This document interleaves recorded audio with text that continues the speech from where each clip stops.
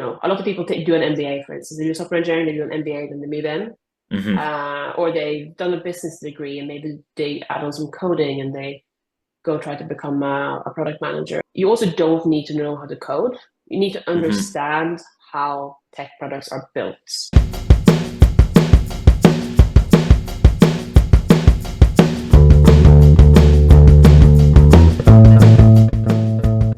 Hello everyone and welcome to a new video from Careers Talks, where I chat with professionals about their career paths, their daily job responsibilities and how they manage to land their jobs.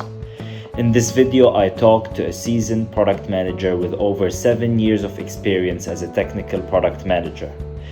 Angela started her career in software engineering. She worked at top companies like Morgan Stanley and Cisco. Then she went to opening her own startup, and then she went back to the corporate environment where she worked at Amazon for over 5 years. The latest project that Angela worked on is incorporating Alexa into the Amazon shopping app.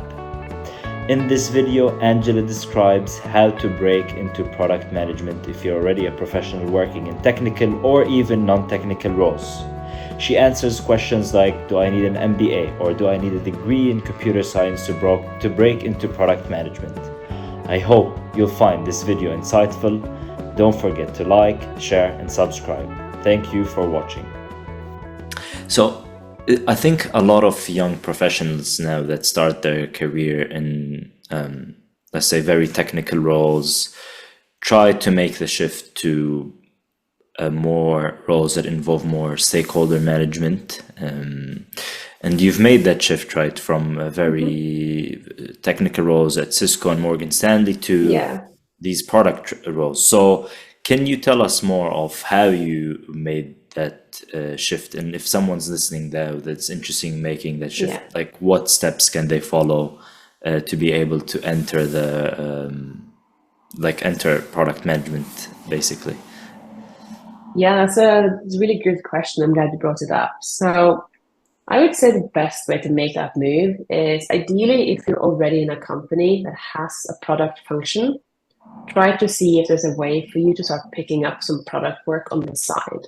We've had Hmm. that with multiple of my colleagues at work, whether they were in data science or software engineering or something else. Hmm. They had a chat with their manager indicating an interest to try out products. And what we did is we gave them some small pieces of Hmm. projects to own so they could try it out. And, actually a lot of people try it and they say they really don't like it because it's a very different type of working. Yes. It's a lot of meetings, it's a lot of decision making, it's a lot of ambiguity, it's a lot of stakeholder management, there's a lot of writing, especially at Amazon. Hmm. So we had a few people, we had a data scientist, for instance, who tried it and he was like, I don't like it. It's Yeah.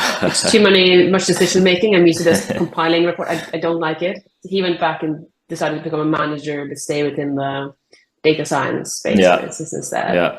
Um, because it's not for everyone, but I think it's a really nice way of trying it out. Because as long as you agree with your manager, you're still keeping your main role. You're being evaluated on your main role, but you get to try it out a bit. Yes. Another good way as well, once you kind of have that alignment with your manager, that you can spend some time on this is, speak to the product person that might belong to your team, or if you don't have a product function, be proactive. A lot of Hmm. product is being proactive and coming up with ideas for like products we could do or improvements we could make.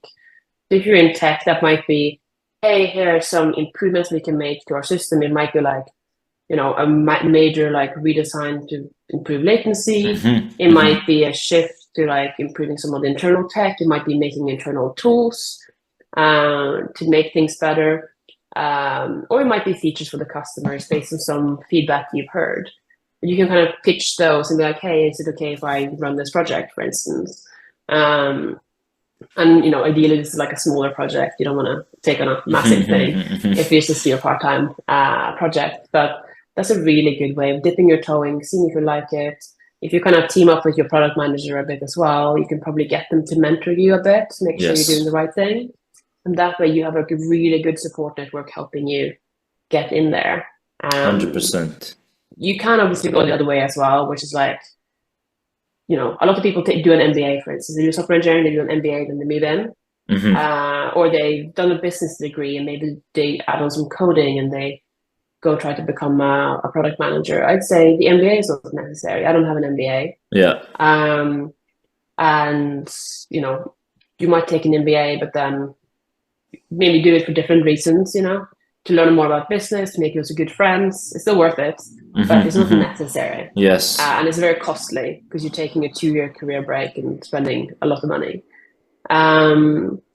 You also don't need to know how to code. You need to understand how tech products are built. Yes. But that doesn't mean you need to know how to code necessarily. Some of the best product managers we have in our office are extremely structured people who are like really good at communicating.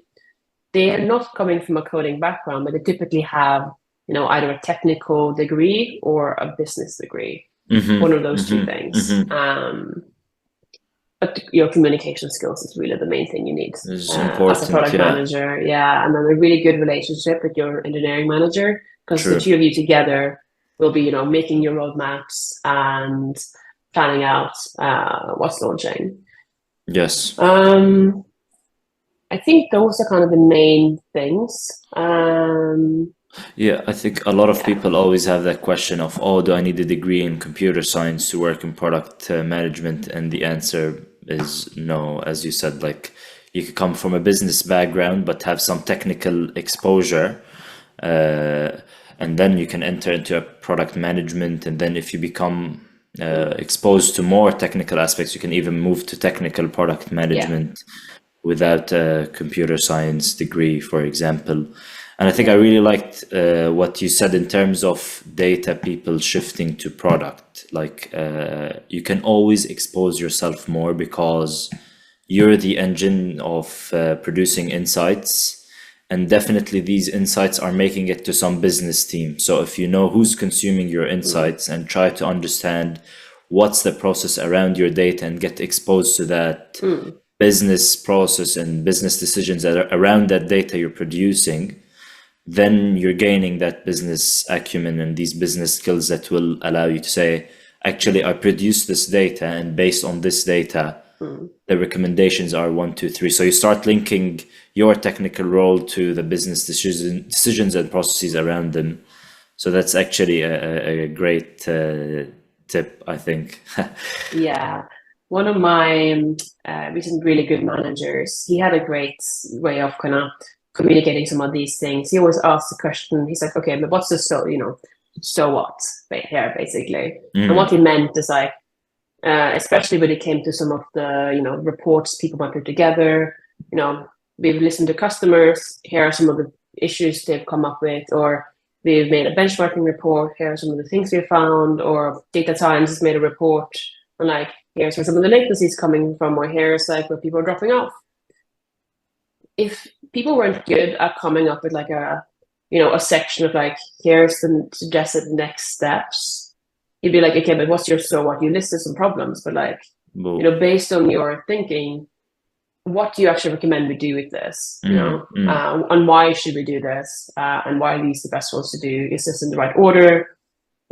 I had a director that was always very strict and like, you listed some examples of what we could do. Is this strictly in your priority order, and how you're prioritizing these? And I definitely think these are things that we could all be doing regardless of our job function. Because, you're discovering a bug and you're an engineer, or a latency issue, or you're compiling data reports with insights of maybe where customers are dropping off and where there's opportunities. Taking that time to actually write out, here, based on my insights of where we should go next. Yes. Is really often what separates like more of a junior to more of a senior employee. Yes. And it's a skill you can develop, by the way. It's not like when you start, maybe you struggle a bit with it, but the more you do it, the better you become at it, into translating these insights into more of business related insights, not just purely data.